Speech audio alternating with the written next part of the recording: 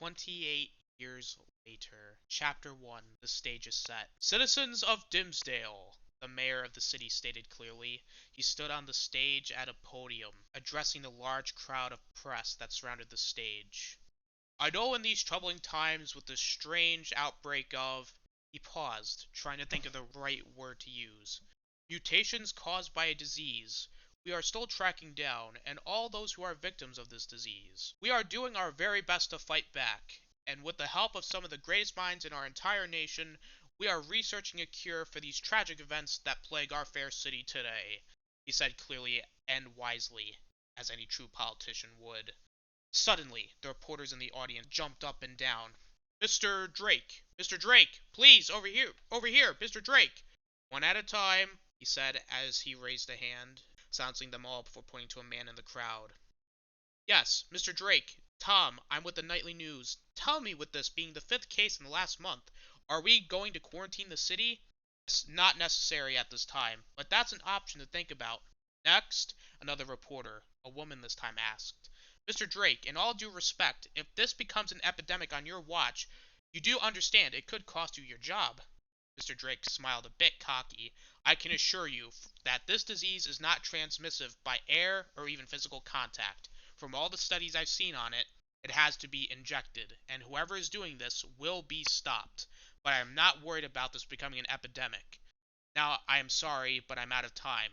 Rest assured, I am hard at work to solve this issue, he said before heading off into a hallway with them yelling out her name. Mr. Drake! Mr. Drake! Mr. Donnie Drake! As soon as he was away from the reporters, he left out a breath that he's been holding in since the reporter asked him that question. Joining him was none other than his secretary and a large black man twice his size. As soon as he was in his office, he tossed off his business suit jacket, showing a bit of his own frustration. Well, sir, now we at least have a moment's rest, said his secretary as she prepared a few cups of coffee from the bar in the back of the office. The mayor looked over his shoulder, not at her, but at the other person in the room as he said, If only that was true, Miss Shaw. Tell me, Mr. Crush, does the FBI have anything to give us? Sorry, sir, but the FBI doesn't work for you. You're just a mayor of a town barely big enough to be called a city. Rest assured, the FBI is looking into this, and I thank you for your cooperation. The mayor collapsed into a chair, rubbing his forehead. I almost didn't even make it in. I only won by 2 votes. The city's lost faith in me ever since the mutants showed up. Just then, the sound of a lighter made everyone in the room freeze. The smell of smoke filled the air, along with it the odd scent of blueberries that wasn't there before. The 3 turned to the window. Standing in front of it, with his back turned to them, was a tall man, nearly 7 feet by the side of him. Little did they know he was staring, not out the window, but at a photo of a young girl with their family. Immediately, the FBI agent pulled out his gun, and even the secretary pulled out her pepper spray. He slightly chuckled at their response as he brought a cigarette to his lips. The strange man had a nice black business suit on, and a matching top hat. However, it was strange, since he looked as if he was someone out of the 1960s, as he pulled out his pocket watch with his black-gloved hand and noted the time, 9:36. When did you get here? Asked the frizzled mayor. I've been in here the whole time, waiting for you. It's a wonder you never noticed me before, he said, putting the photo back in his pocket. With that, Mr. Crush slowly lowered his weapon, as did Miss Shaw, though her face showed her terror. Oh, what's with that face? I'm beginning to think you're not glad to see me, he chuckled slightly. After all, we were once friends, weren't we, Sophia? He said, with his back still turned to everyone around him.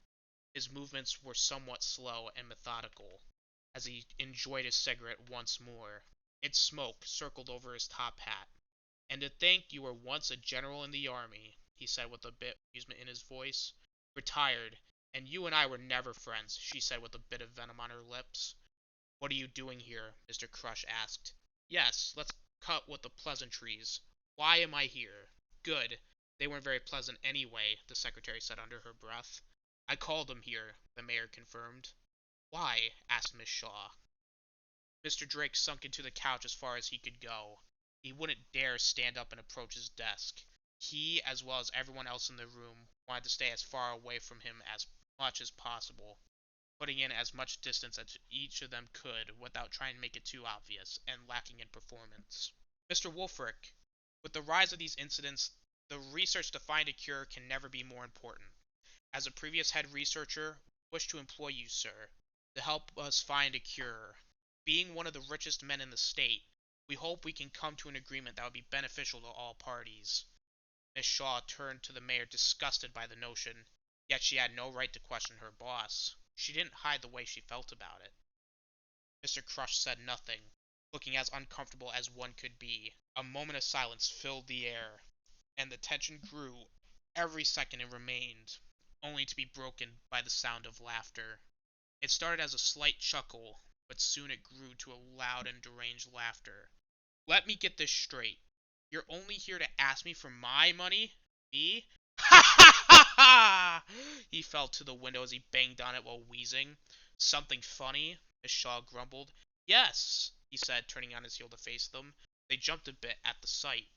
You, he said through grit teeth, you actually believe you're in charge of this town. This is my city. Don't forget that, he said darkly and intimidatingly.